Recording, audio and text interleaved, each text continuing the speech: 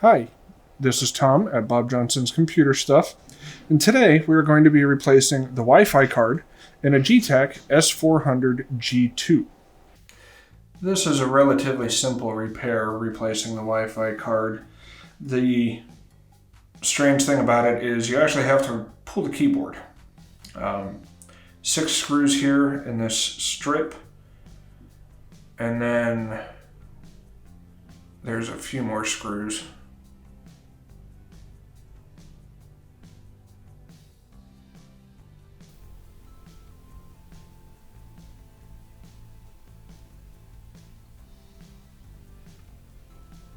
Once you have those 6 screws out, the next 4 are on the back of the hinge covers here.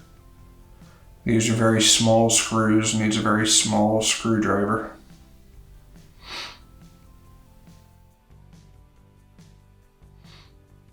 You can see here it's only a couple millimeters long.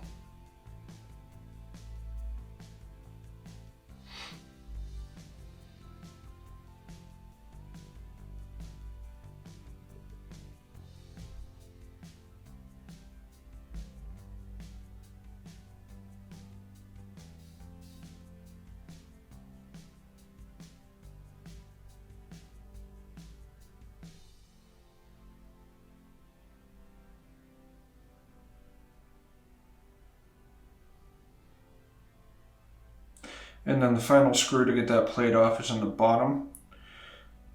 Just between the outside edge and the docking port, there's a recessed screw.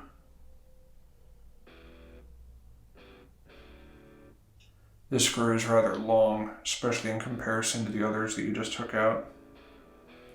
Once that's out, you can open the unit and just lift up on the strip here. You might have to pry a little at the hinges. And then that just lifts off all the buttons and everything. And then we have to remove the keyboard. To do that, there's 2 screws, one in the center, one in the end.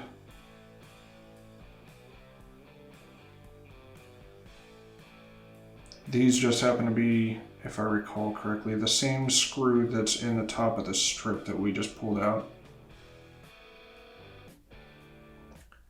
There's no screw here, even though it looks like there should be. You can ignore this hole here. And then you just pry and pull, tilt it towards you.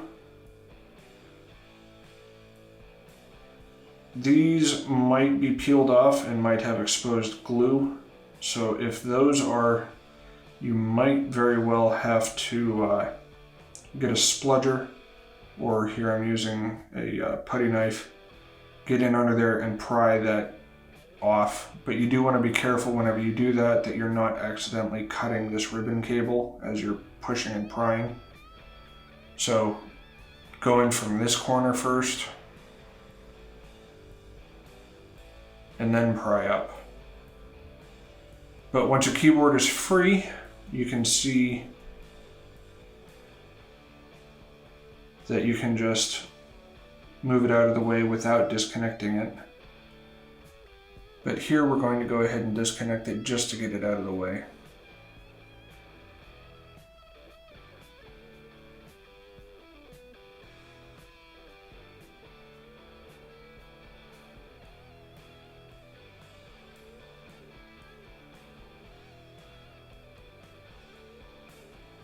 You might have a second ribbon cable here. This is for a keyboard backlight. Just pry up on the outside edges very carefully so that you're not breaking the clamp. And then the ribbon cable will lift out.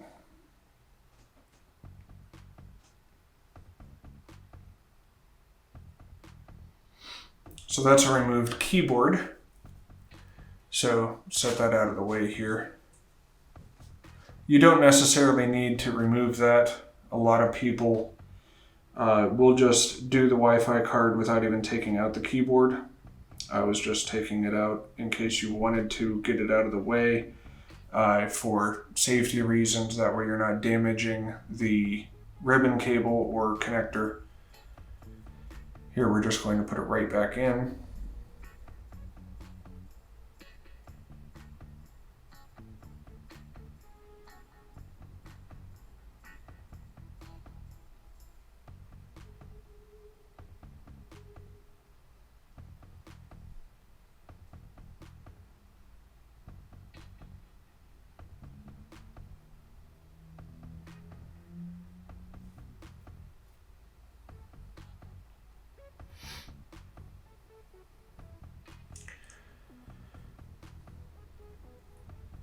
Now this is the Wi-Fi card.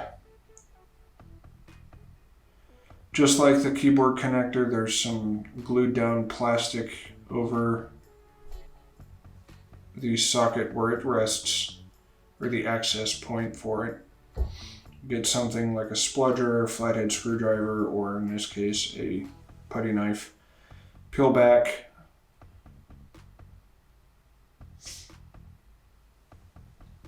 And that'll expose the card itself. You can see there's 2 screws.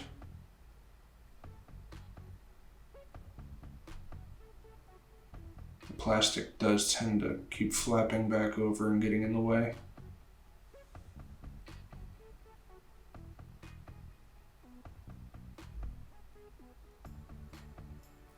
Once both of the screws are out, you should take off the antenna cables just by popping them off right like that.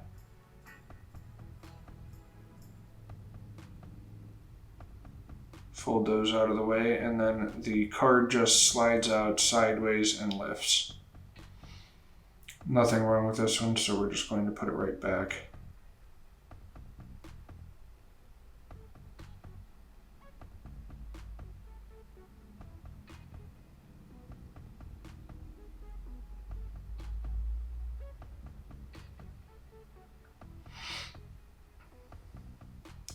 So to put it in, you put it in at about a 45-degree angle and then push it down onto the screw mount point.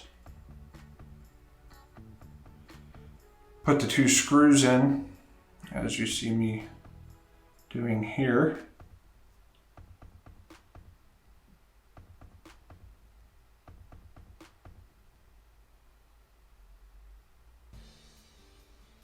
You'll want to make sure to have the antenna cables out of the way so that you're not accidentally screwing it down on top of one of the cables.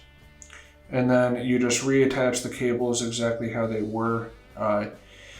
It just kind of pops on, almost like a snap.